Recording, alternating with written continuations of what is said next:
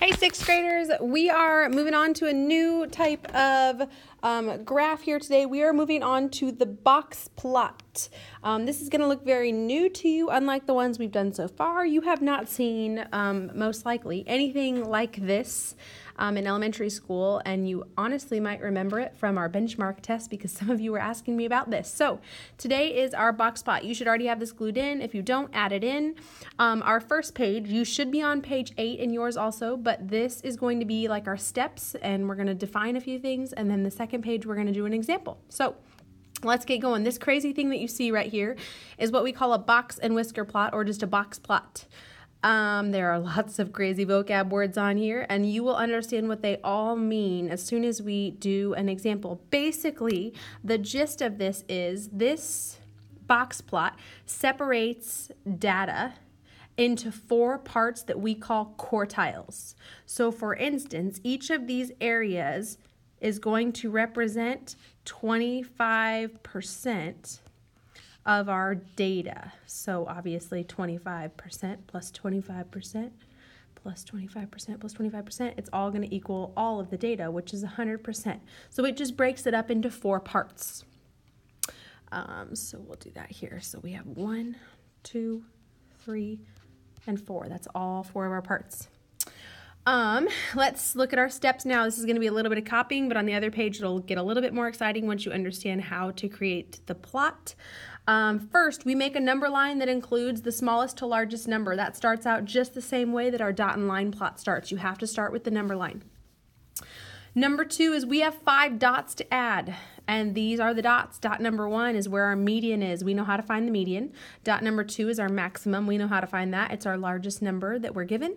Dot number 3 is putting our minimum on there, and that would be obviously our smallest number. So those 3 are pretty easy. They're things that we've done before. But dot number 4 and dot number 5 are new to us. They're called our quartile 1 and quartile 3, which we say Q1 and Q3. Now, quartile 1 is really the median or the middle of the left half of the box plot. Q3 is the median or the middle of our right side, or what we call our upper half. So this is on the left halfway through, and this is on the right halfway through. And we know how to find the median, so we just have to find the median of that half. So it's really, we find the median 1, 2, 3 times, which we'll get really good at doing. Step number 3, we have to create a box, and we do that by making a line that goes through our median and quartile 1 and quartile 3. And then our last step is we add whiskers and connect the box to the minimum and the maximum of our data. So I know this sounds like another language to you right now, but just get these steps copied down, and then we'll go to the second page and I can show you an example.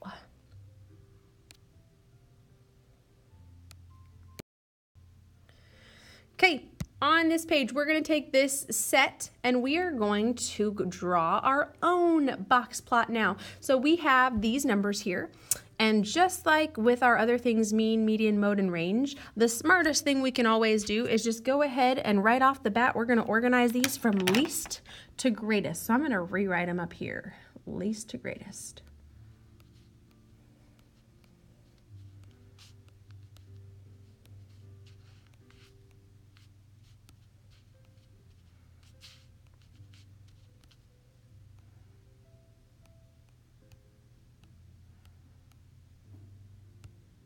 Okay, now I have them in order from least to greatest, so we know just from doing our mean, median, mode, and range so far, we know how to find the median. When we're driving down the road, the median is in the middle, so we're going to go ahead and mark off until we get to the middle here. So I'm going to mark off on each side until I get to the middle. Now my middle in this one, it happens to be one nice number, so we know our median is 3. My maximum is my biggest number over here, so that one's easy. My max is going to be 6. And my minimum over here, smallest number, is 1. So those 3 are not tough at all.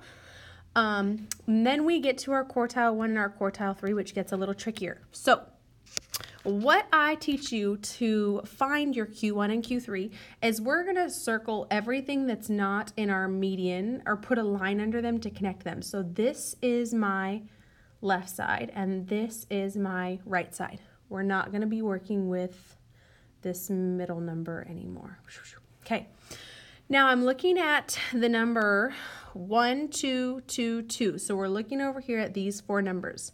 I have to find the median of these numbers. So I'm going to cross off on each end until I get to the middle, and whoops, we have 2 numbers. But we know that when we have a median and there's 2 numbers in there, it's either halfway between those numbers, or if they're the same like this one and they're both a 2, then my median of those 2 numbers ends up being 2. So that is my Q1. It's halfway of just, it's like the middle number of just these 4 numbers. Now my quartile 3 is going to be my middle of these 4 numbers. So we're going to cross off on each end till we get to the middle. And again, there's going to be 2. And if we don't know what halfway is, we have to add them together. And we get 9. And then we're going to have to divide that by 2. Remember, median is kind of like finding the average of those 2 numbers. So 2 goes into 9. Let me do this in a different color. 4 times, and we have 1 left over. We have to add decimal 0. And it ends up being 4.5, which some of us can just look at 4 and 5 and know that, oh, halfway between that is 4.5. But if you can't, that's okay. You know how to add them together and divide by 2.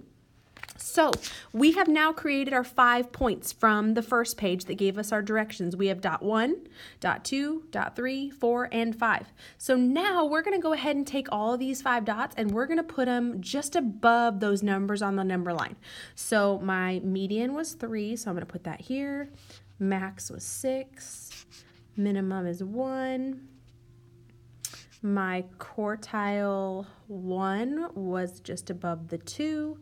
And my quartile 3 was halfway between 4 and 5, so we're going to put it at 4.5. Now our next step, we have the dots on there. That was step number 2 over on the other side. Now we need to make the box first. We said that the box goes through quartile 1, the median, and quartile 3. So we're going to make this into a big box like that. That becomes our box, those middle 3 numbers. Then step 4 said we add our whiskers. This is how we add our whiskers. We just take that line and we connect it out to the minimum and the maximum.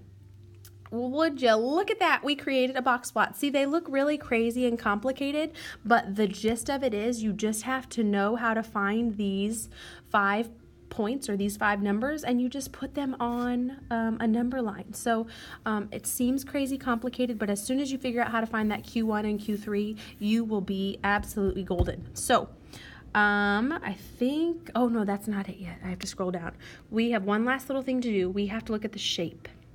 So just like with stem and leaf and with our dot plots, there's a shape to box plots. So you'll notice down here, it kind of gives us these guys. That's what our box plot could look like. So the easy one is obviously our symmetrical. For symmetrical, your whiskers here are the same. So it looks like if I cut it in half, both sides would be equal. That would be our symmetrical, just like how that is our look for a stem and leaf or a line dot plot. Now, if there is a longer whisker on the left, then it's skewed to the left. If the longer whisker is on the right, then it is skewed right. So it's kind of like how on the stem and leaf, if it had a tail to the right, then it was skewed right. Same thing here. If the longer whisker is on that side, then that's which way it is skewed. Okay, so that is it. Make sure you have all of this, the example, and then our steps on the other page, and you are set to go. Thank you so much for watching this, 6th graders. I will see you soon.